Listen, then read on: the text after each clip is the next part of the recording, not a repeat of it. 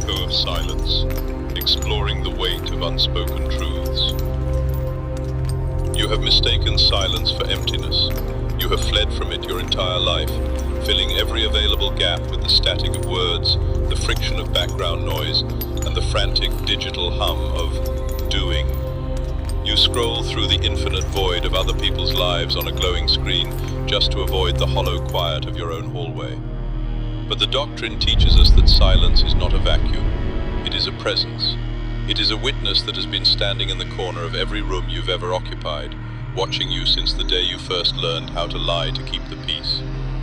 Think of the things you have never said, not the secrets you share as social currency, but the ones you don't even whisper when you're alone in the car. The secret, jagged relief you felt when a colleague failed, not because you are a monster, but because their collapse made your own stagnation feel like a safe choice.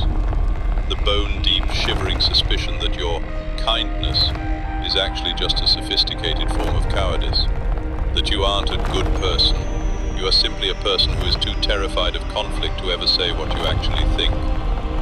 Think of the generosity you perform for your friends, the favors you do with a smile, while a silent, bitter ledger in your mind counts every second of your wasted time.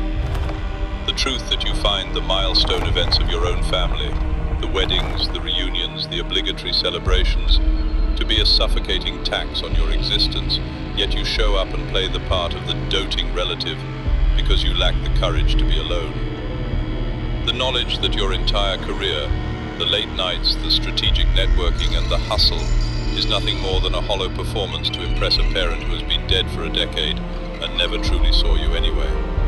These are the unspoken truths. They have a density. They have a physical, measurable weight.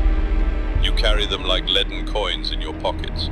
You wonder why your shoulders are always tight, why your jaw is always clenched, and why your soul feels like it's being dragged through wet sand. It isn't stress from the world outside. It isn't the economy or the workload. It is the gravity of the unsaid. It is the pressure of the truths you are holding under the surface of your skin. We believe that by not naming these things, we keep them from being real.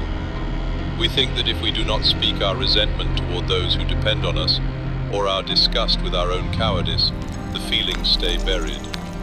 But the unspoken is the secret architect of your actual life.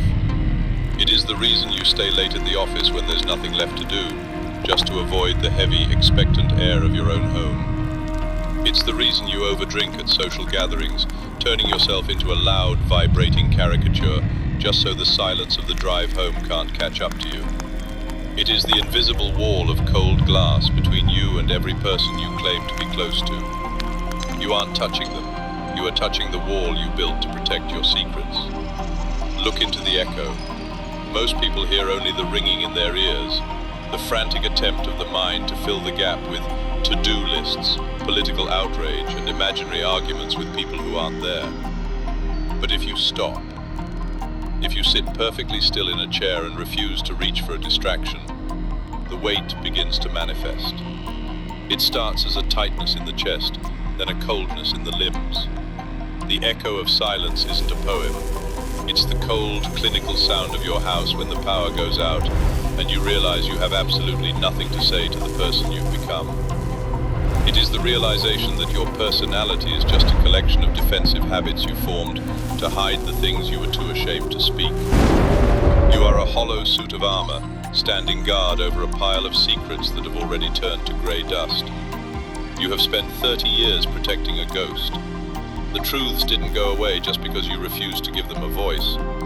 They didn't vanish because you buried them under a mountain of productivity and hobbies. They just stopped waiting for your permission to exist.